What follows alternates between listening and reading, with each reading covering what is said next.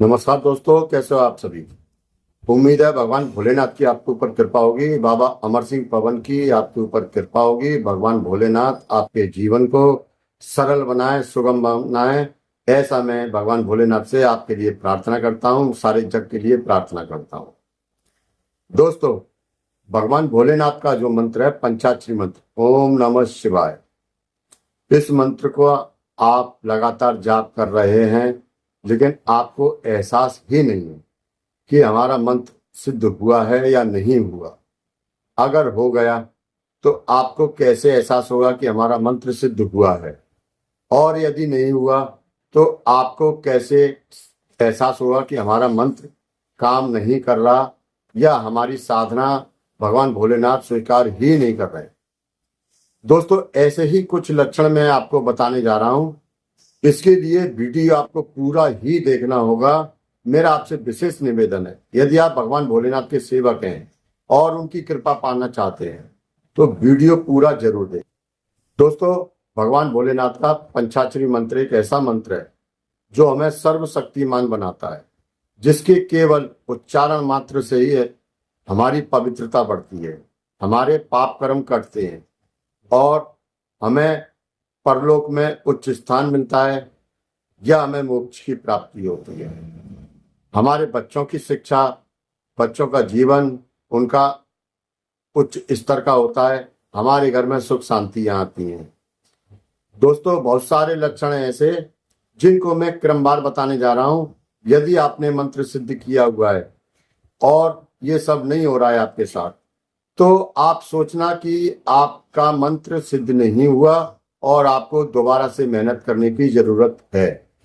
और जो लक्षण मैं बताने जा रहा हूं वो सब आपके साथ हो रहे हैं, तो आपको और ज्यादा अपनी पावर, आध्यात्मिक शक्ति बढ़ाने की आवश्यकता है और आप इस मंत्र के जाप में और ज्यादा ध्यान दीजिए।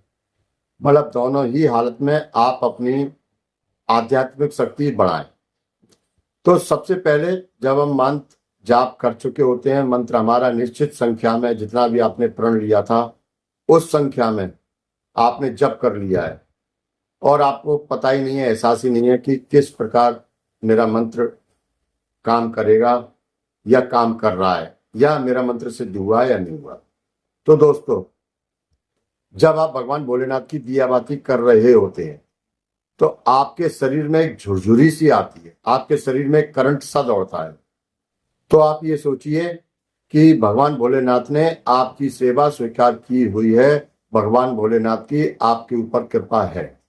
दोस्तों, रात में आप कभी सो रहे हैं, सोते सोते लगता है आपकी पैर की उंगली किसी ने झटके से ऐसे खींच दी, ऐसे लगता है ना, झटका सा पैर की उंगली वो खींच दिया। तो सोचिए भगवान भोलेनाथ के गण आपके घर में आए हुए हैं और ये बहुत ही सौभाग्य की बात है। कभी स्वप्न में भगवान भोलेनाथ दिखाई दें या आपके पितर दिखाई दें तो सोचिए कि भगवान भोलेनाथ आपके मंत्र को सिद्ध मान रहे हैं।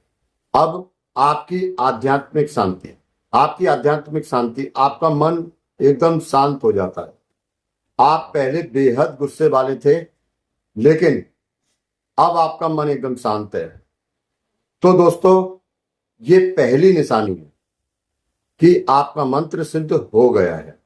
अब आपको वाक सिद्धि मिलती है। वाक सिद्धि, आपने किसी को गुस्से में कोई वचन बोल दिया, तेरा काम बनेगा या नहीं बनेगा, और उसका काम बन जाता है या नहीं बन जाता, तो ये होती है वाक सिद्धि। आपने किसी से प्यार से बोल दिया जाती परीक्षा में पास हो जाएगा, और वो पास हो जाता है। आपने किसी से गुस्से में बोल दिया तेरा जीवन कभी नहीं सुधरेगा, तू ऐसा ही रहा, गुस्से में बोला हुआ वचन भी। दोस्तों, यदि आपका मंत्र सिद्ध है तो सबसे पहले आप अपने गुस्से को ही काबू कीजिए। ये भी आपका मंत्र सिद्धि का एक पहचान है और बड़ी पहचान है। अब होता है समय का ज्ञान। कोई घटना घटने वाली होती है और आपको पहले से एहसास हो जाता है, जैसे कि आपको कहीं जाना है और आपका मन करता नहीं यार वहां नहीं जाना चाहिए, आज मेरा मन नहीं कर रहा है। तभी कुछ देर बाद या कुछ दिन बाद आप देखते हैं कि वहां कोई ऐसी बड़ी घटना हो गई जो आपके लिए, आपके परिवार के लिए नुकसानदायक थी। तो दोस्तों, ये भी मंत्र सिद्धि की पहचान है। अब इसके बाद आध्यात्मिक शक्ति, आपका मन एकदम शांत रहता है। आप जब ध्यान लगाते हैं तो कोई भी गंदे चित्र आपके ध्यान में नहीं आते हैं। आप एकदम गहराई में उतरते जाते हैं। ये होता है एक विशेष लक्षण आपका कि आपका संदेश भगवान भोलेनाथ तक पहुंच रहा है और आपका ध्यान लगाने में समय बढ़ता जाता है और आपको आनंद की प्राप्ति होती है। आपका अपने आसन से उठने का मन नहीं करेगा। आपको ऐसा लगेगा मैं यहीं बैठा रहूं।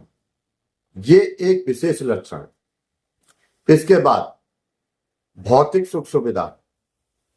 आपके घर में भौतिक सुख सुविधाएं बढ़ती जाती हैं। आपकी जो कमाई के रास्ते हैं, जो आय के साधन है, वो बढ़ते जाते हैं। आपकी आय बढ़ती जाती है। दोस्तों, ये भी एक विशेष लक्षण है।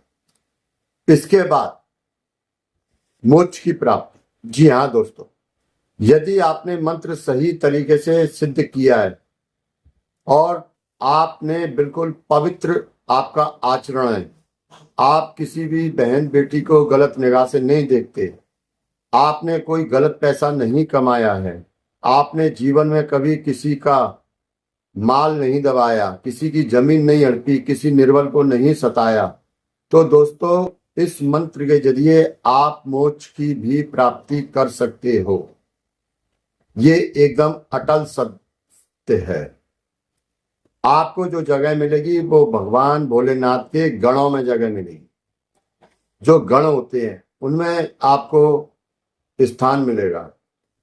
दोस्तों, इसके अलावा आपके जो पितर होते हैं उनको मुक्ति मिलती है। वो विभिन्न योनियों में किसी अपने कर्मों के बस किसी कर्म की वो सजा काट रहे हैं, तो उनको भी मुक्ति मिलती है। अब उनको मुक्ति क्यों मिलती है, इस बात को सोचिए, ध्यान दीजिए। सोचने वाली बात नहीं। भगवान भोलेनाथ ही मुक्त करने वाले हैं। भगवान भोलेनाथ के अलावा भगवान श्री विष्णु और हनुमान जी, देवी आदि शक्ति माता महाकाली, तो ये सब आपके पितरों को मुक्त करने वाले हैं। दोस्तों, जब आप भगवान भोलेनाथ के पंचाक्षरी मंत्र को सिद्ध करते हैं या उनका जाप कर रहे होते हैं तो माता महाकाली अपने आप ही प्रसन्न होती हैं, क्योंकि भगवान भोलेनाथ महाकाल हैं और माता महाकाली महाकाली हैं और ये दोनों साथ ही रहते हैं, साथ ही चलते हैं।